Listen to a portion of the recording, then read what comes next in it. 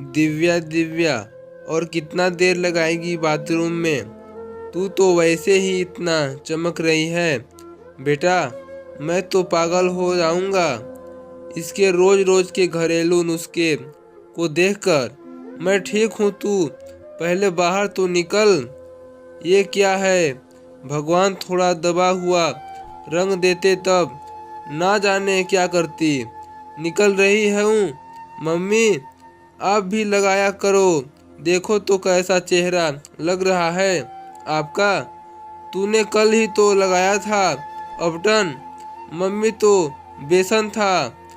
तो आज क्या है? आज कच्ची हल्दी लगाया है। मम्मी, हे भगवान, अपनी शादी तक कुछ बचा कर रखेगी हल्दी या सब अभी ही खत्म कर देगी? ये है दिव्या, बिल्कुल अपने नाम की तरह ही दमकती हुई। यह सब छोड़ जाकर फेरियल करा कर ले आ। नहीं मम्मी, मुझे ये क्रीम व्रीम बिल्कुल नहीं पसंद। घर का उपटन ही अच्छा होता है और मैंने हल्दी बचाया है। मम्मी, आप चिंता मत करो। यह है दिव्या अपने नाम की तरह चमकती हुई, और इनका शौक बस खुद को संवारते रहना। कभी नींबू, कभी आंवला, कभी हल्दी तो कभी दूध, कभी जायफल। रसोई का हर चीज इनके चेहरे के निखार में काम आती है। और हल्दी तो कुछ ज़्यादा ही पसंद था। और सिर्फ चेहरा ही नहीं, अपने स्वास्थ्य का भी बहुत ध्यान रखती थी।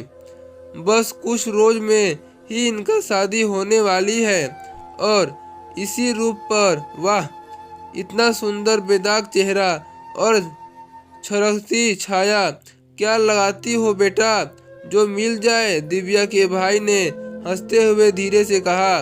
दिव्या की माँ ने चुप रहने का इशारा किया। फिर चट मंगनी पट ब्याह तय हो गया। आज दिव्या की शादी हो रही है। सुर्ख लाल जोड़े में अप्सरा सी लग रही थी। दिव्या की माँ बालाएं लिए जा रही थी। फिर वह बेला भी आ गई, जब गठबंधन होते ही दिव्या और अखिलेश का रिश्ता और भी ज्यादा मजबूत हो गया। वह दोनों परिणय सूत्र में बंध गए। दिव्या विदा होकर अपने ससुराल आ गई। पूरे 8 घंटे का रास्ता था। आते आते शाम हो गई थी। अखिलेश जी, कल सुबह मुझे जल्दी उठा दीजिएगा। अच्छा, अभी तो मैंने तुम्हें ठीक से देखा नहीं, और ये अखिलेश जी थोड़ा दूर का लगता है, तो पास क्या करूं, क्या बोलूं? सुनिए जी, कहो ना। अच्छा जी। और मैं शर्मा गई। दिन चढ़ गया। भाभी लगता अभी तक सो रही हैं। खट खट, ओह, आवाज से मेरी नींद खुली। बाप रे, ये सासू माँ की आवाज है। दिव्या लो आ गई भैंस पानी में। ससुराल में पहले ही दिन हो गया कबाड़ा। बगल में देखा तो पतिदेव नहीं थे। बाथरूम से आवाज आ रही थी। सच कहूँ तो मुझे इन पर बहुत गुस्सा आया। रात को ही इनको कहकर सोई थी, आपको सुबह उठने का आदत है तो मुझे भी उठा दीजिएगा।